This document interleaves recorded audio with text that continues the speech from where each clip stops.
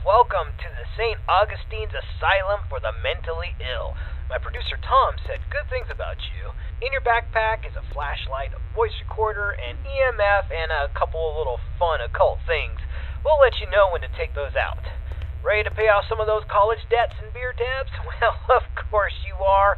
And when you're ready, enter in through those front doors.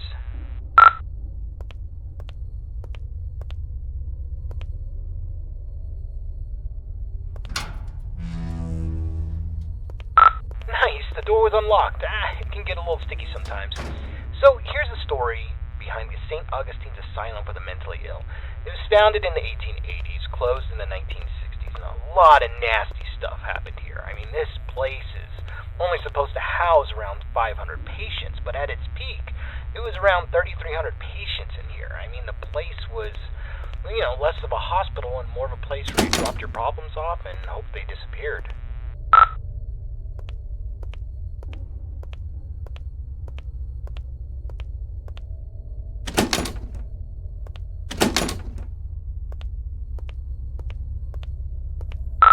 In this place was sort of against what the Bible's supposed to teach. I mean, there was no love here, no grace, no healing. The patients were not here to be rehabilitated. Ordinary people just wanted them gone from public. They shoved those with non-threatening mental conditions or those deemed inappropriate to society together with legitimate psychopaths and murderers and other violent monsters and basically said, let God sort it out. The atrocities in here are just too much to count. The death toll was unreal. The violence, the disease, the abuse, nobody cared. And once you came to this place, you never left.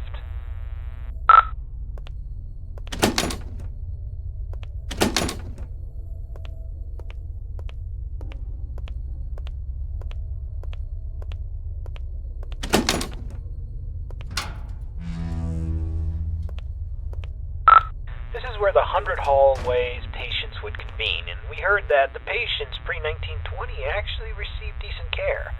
Then the war hit, the depression hit, and then the budgets all fell apart.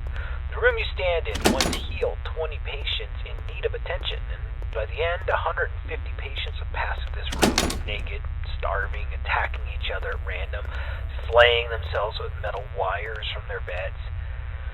Be careful where you step.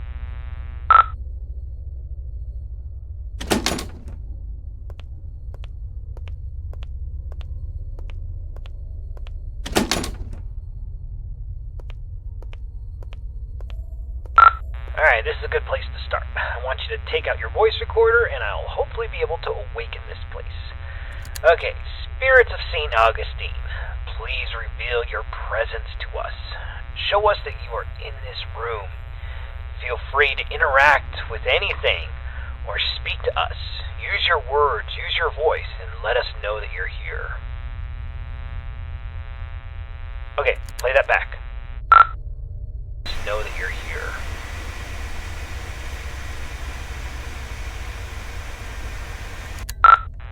Nothing. Alright, let's try that again.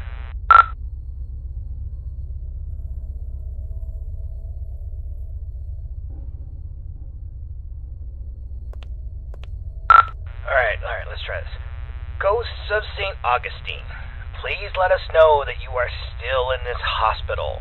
I give you permission to reveal yourself. I give you permission to come to life. Just give us a sign that you're here. Tell us where you are. Speak to us now into this microphone. Alright, check that. Now into this microphone. Alright, let's try one more spot.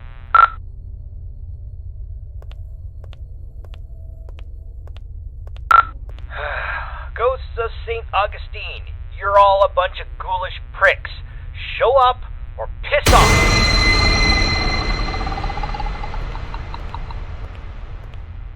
Whoa, did you hear that? Play that back. Pricks, show up or piss off.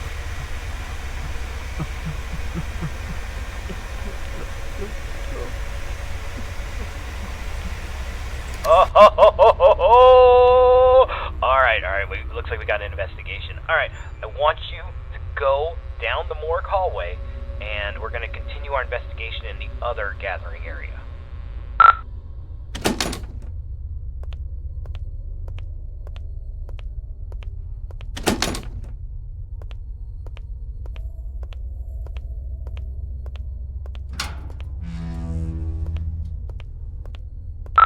Okay, of the 4 areas you need to visit to fulfill your contract, the East Social area is the first on the list.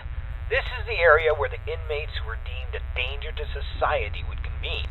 You'll go to this room and perform a summoning ceremony.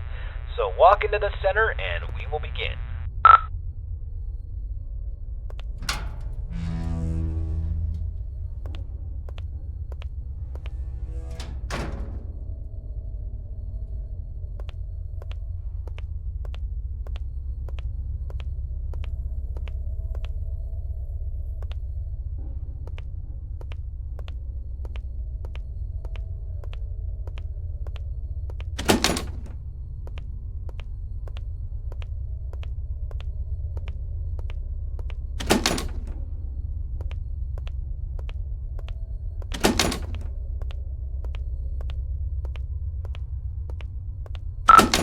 Entrance to patient cells 200 to 219. We're talking extreme bipolarism, schizophrenia, dementia. Not necessarily dangerous, but it could be a challenge for society. Dang, the door's locked. This sucks.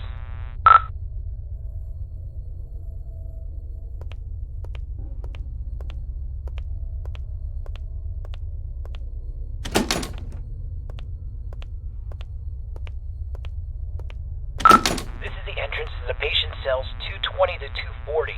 This is where they kept the lunatics, the murderers, the sociopaths, the worst of the worst, including Clive the Peeper Johnson. You'd think he would be a pervert with a nickname the Peeper, but the truth is far worse. He was extremely manipulative and very intelligent. He was a murderer and a maimer. Most of his victims could never identify him because he managed to convince them to gouge their own eyes out with metal wires and even their own fingernails.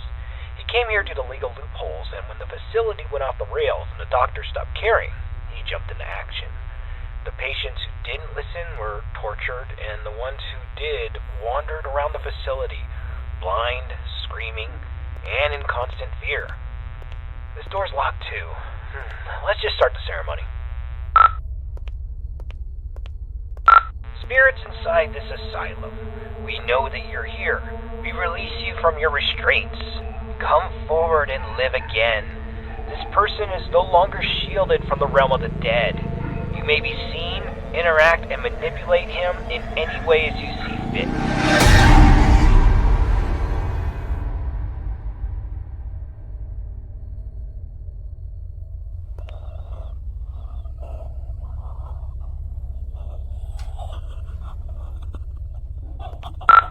Don't just stand there. Go check it out.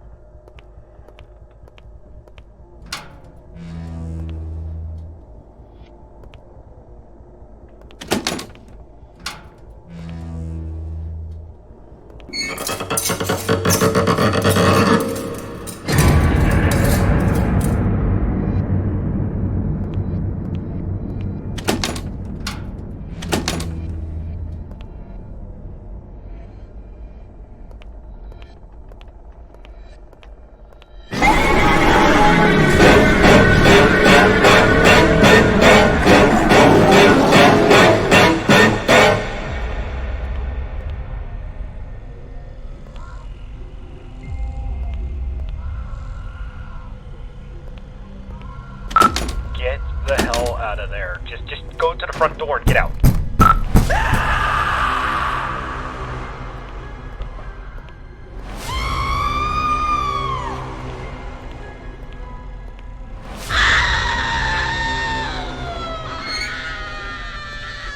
Alright, get out of this hallway and then take your second right.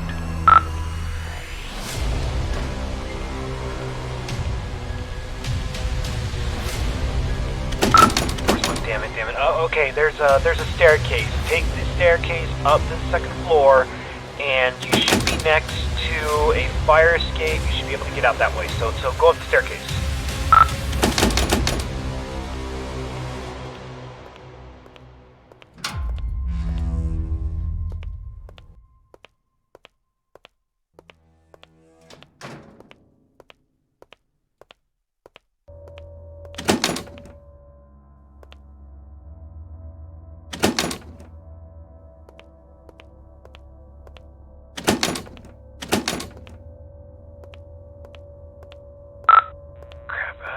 Okay, we need to. Let's go get something to pry this door open. Go back downstairs. I bet you there was something downstairs we could probably use.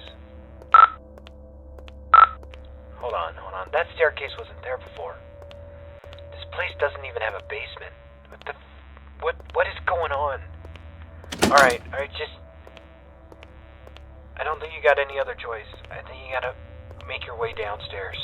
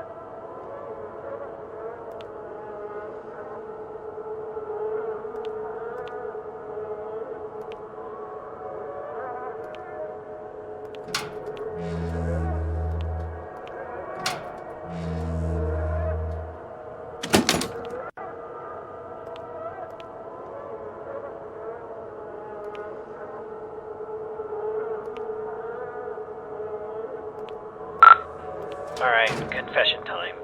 It's about the eyes. I kinda hid this from you.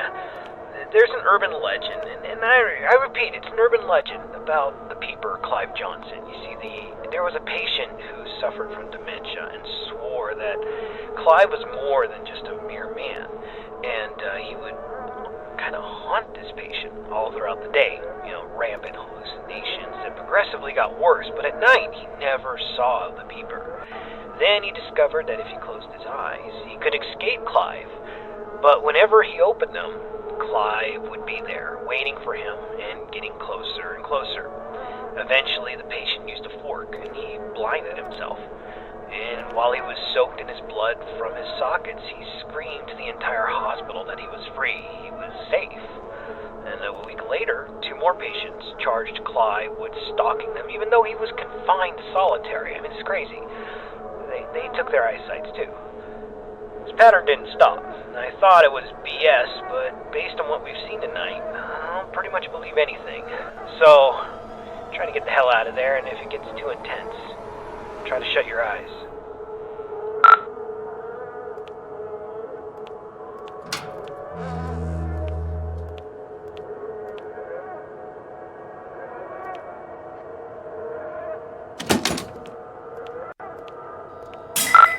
Damn flashlight broke. I can't use that anymore.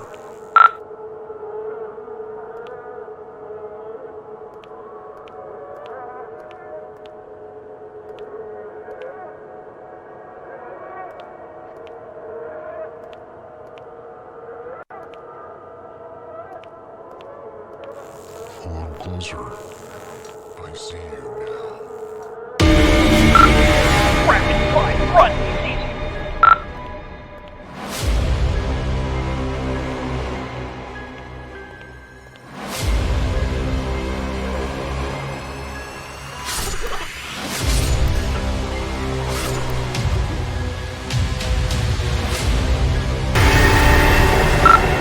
Ignore them! Run!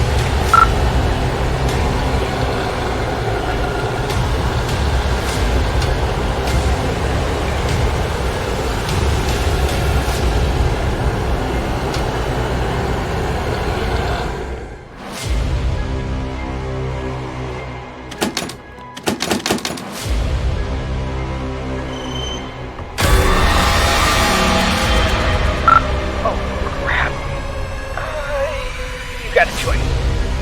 Either he gets you, or you're gonna have to cut him out.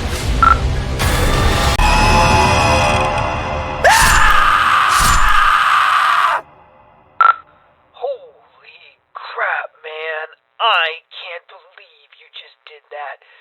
You freaking gouged your eyes out with a scalpel. Are you alright? I know you're not. Holy crap. Alright, we're getting a picture from your camera. Bad news is it's pitch black. There's no light. Your room, there's nothing I could see. The flashlight went out, and we don't even know where you are. I'm not going in there. Are you going in there? I'm not going in there. Hell no. Look, if you can't feel anything, I'm sorry, but we're not coming. I'm sorry, man. I have to go. I'm sorry.